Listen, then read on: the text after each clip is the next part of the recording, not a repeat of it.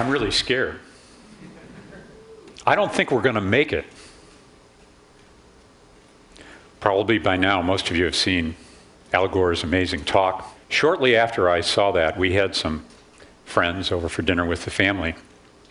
The conversation turned to global warming, and everybody agreed there's a real problem. We've got a climate crisis. So we went round the table to talk about what we should do. The conversation came to my 15-year-old daughter, Mary. She said, I agree with everything that's been said. I'm scared and I'm angry. And then she turned to me and said, Dad, your generation created this problem. You better fix it. Wow. All the conversation stopped. All the eyes turned to me.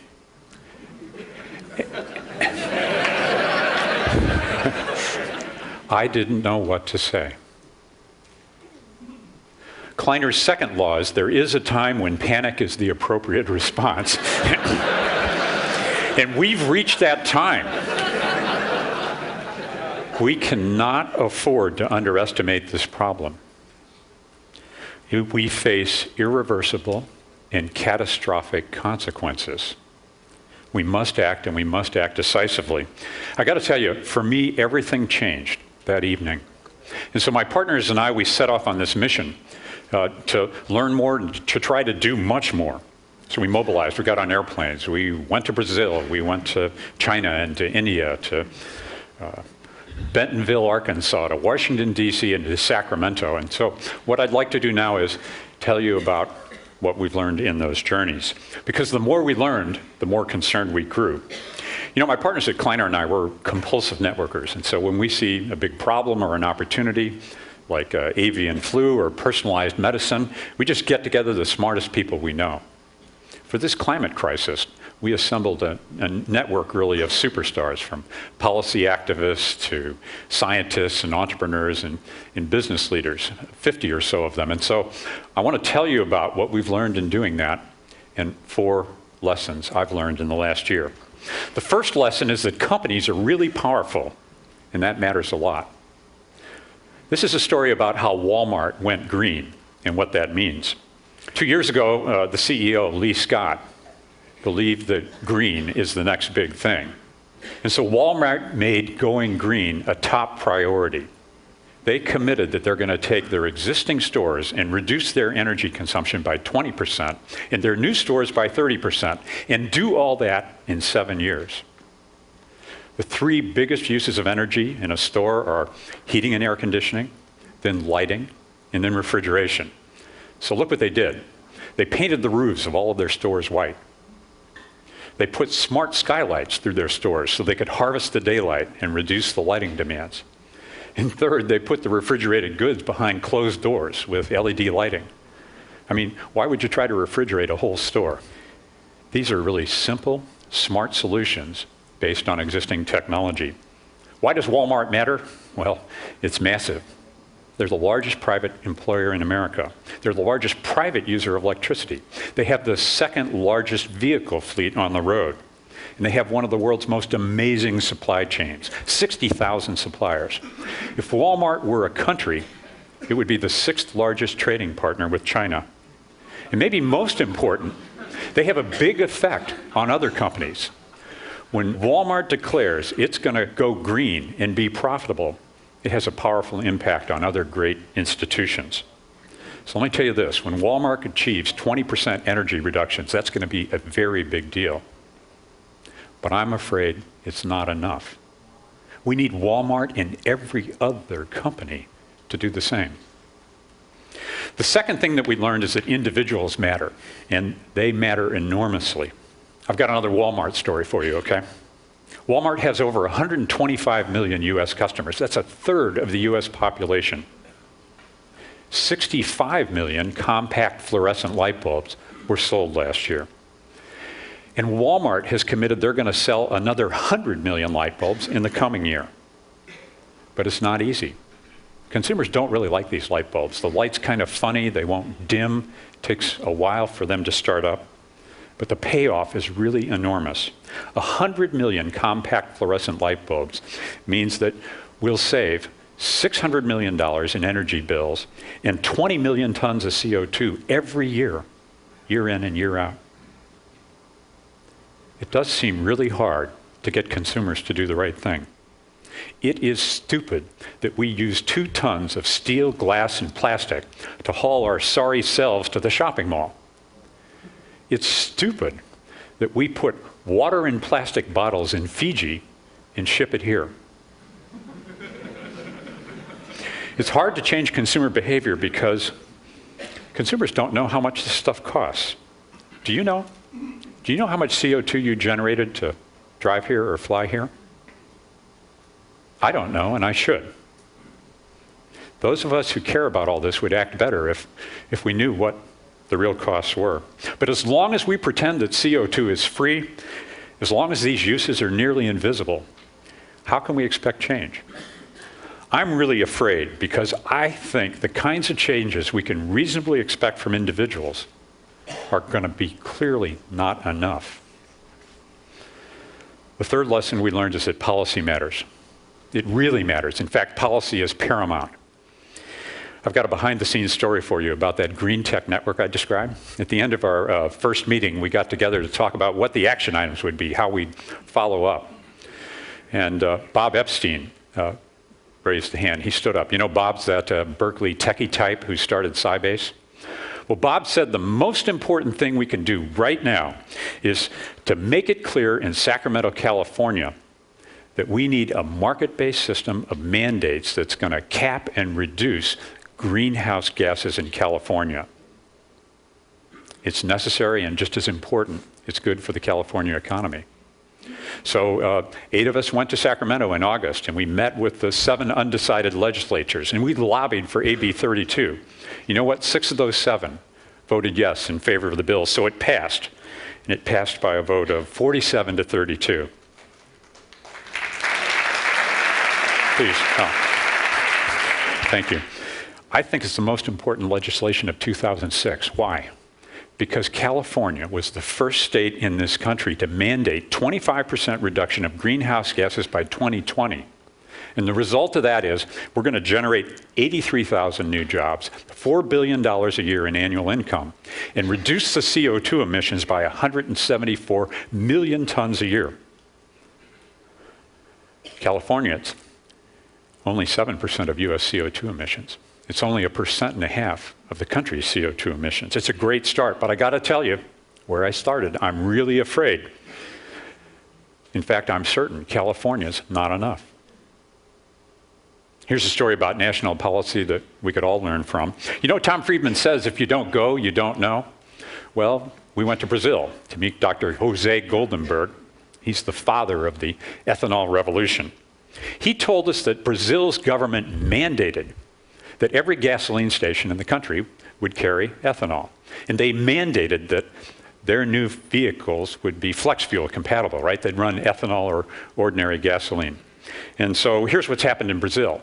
They now have 29,000 ethanol pumps. That's versus 700 in the US, and a paltry 2 in California. And in 3 years, their new car fleet has gone from 4% to 85% flex fuel. Compare that to the US. 5% are flex fuel. And you know what? Most consumers who have them don't even know it. So what's happened in Brazil, they've replaced 40% of the gasoline consumed by their automotive fleet with ethanol. That's $59 billion since 1975 that they didn't ship to the Middle East. It's created 1 million jobs inside that country, and it's saved 32 million tons of CO2. It's really substantial. That's 10% of the CO2 emissions across their entire country. But Brazil's only 1.3% of the world's CO2 emission. So Brazil's ethanol miracle, I'm really afraid, is not enough. In fact, I'm afraid all of the best policies we have are not going to be enough. The fourth and final lesson we learned is about the potential of radical innovation. So I want to tell you about a tragic problem and a breakthrough technology. Every year, 1.5 million people die of a completely preventable disease. That's malaria. 6,000 people a day. All for want of $2 worth of medications that we could buy at the corner drugstore. Well, $2 is too much for Africa. So a team of Berkeley researchers with $15 million from the Gates Foundation is designing a radical new way to make the key ingredient called artemisinin. And they're going to make that drug 10 times cheaper. And in doing so, they'll save 1 million lives, at least 1 million lives a year, 1 million lives. Their breakthrough technology is synthetic biology. This leverages millions of years of evolution by redesigning bugs to make really useful products. What you do is you get inside the microbe, you change its metabolic pathways, and you end up with a living chemical factory. Now you may ask, John, what has this got to do with green and with climate crisis? Well, I'll tell you a lot.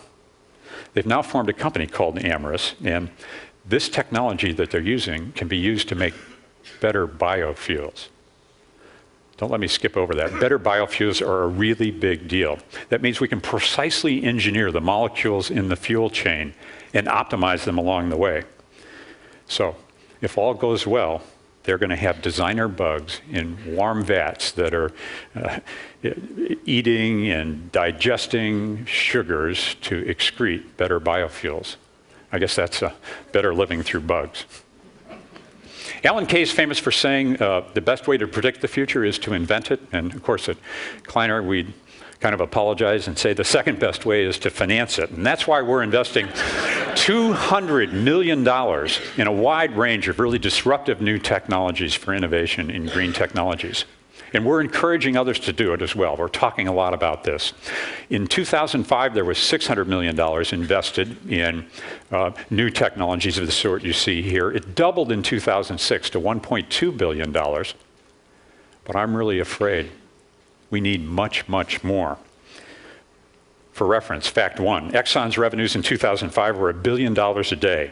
Do you know they only invested 0.2% of revenues in R&D? Second fact, the president's new budget for renewable energy is barely $1 billion in total, less than 1 day of Exxon's revenues. Third fact, I bet you didn't know that there's enough energy in hot rocks under the country to supply America's energy needs for the next 1,000 years. And the federal budget calls for a measly $20 million of R&D in geothermal energy. It is almost criminal that we are not investing more in energy research in this country. And I'm really afraid that it's absolutely not enough. So in a year's worth of learning, we found a bunch of surprises. Who would have thought that a mass retailer could make money by going green? Who would have thought that a database entrepreneur could transform California with legislation? Who would have thought that the ethanol biofuel miracle would come from a developing country in South America? And who would have thought that scientists trying to cure malaria could come up with breakthroughs in biofuels? And who would have thought that all that is not enough? Not enough to stabilize the climate, not enough to keep the ice in Greenland from crashing into the ocean. The scientists tell us, and they're only guessing, that we've got to reduce greenhouse gas emissions by 1/2 and do it as fast as possible. Now, we may have the political will to do this in the US, but I got to tell you, we've got only one atmosphere. And so somehow we're going to have to find the political will to do this all around the world. The wild card in this deck is China. To size the problem, China's CO2 emissions today are 3.3 gigatons. The US is 5.8. Business as usual means we'll have 23 gigatons from China by 2050. That's about as much CO2 as there is in the whole world. And if it's business as usual, we're going out of business. When I was in Davos, China's mayor of Dalian was pressed about their CO2 strategy. And he said the following, you know, Americans use 7 times the CO2 per capita as Chinese. Then he asked, why should China sacrifice our growth so that the West can continue to be profligate and stupid? Does anybody here have an answer for him? I don't. We've got to make this economic so that all people and all nations make the right outcome, the profitable outcome, and therefore the likely outcome. Energy is a $6 trillion business worldwide. It is the mother of all markets. You remember that internet? Well, I'll tell you what. Green technologies. Going green is bigger than the internet. It could be the biggest economic opportunity of the 21st century.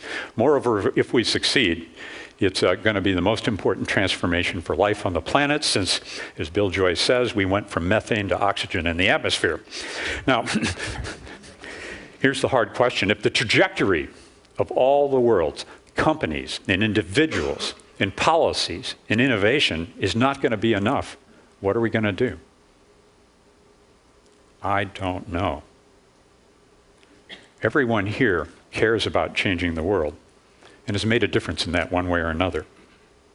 So our call to action, my call to you, is for you to make going green your next big thing, your gig. What can you do? You can personally get carbon neutral. Go to climatecrisis.org or carboncalculator.com and buy carbon credits. You could join other leaders in mandating, lobbying for mandated cap and trade in U.S. greenhouse gas reductions. There's 6 bills right now in Congress. Let's get one of them passed. And the most important thing you could do, I think, is to use your personal power and your Rolodex to lead your business or your institution in going green. Do it like Walmart. Get it to go green for its customers and its suppliers and for itself. Really think outside the box. Can you imagine what it would be like if Amazon or eBay or Google or Microsoft or Apple really went green and you caused that to happen? It could be bigger than Walmart. I can't wait to see what we TEDsters do about this crisis. And I really, really hope that we multiply all of our energy, all of our talent, and all of our influence to solve this problem.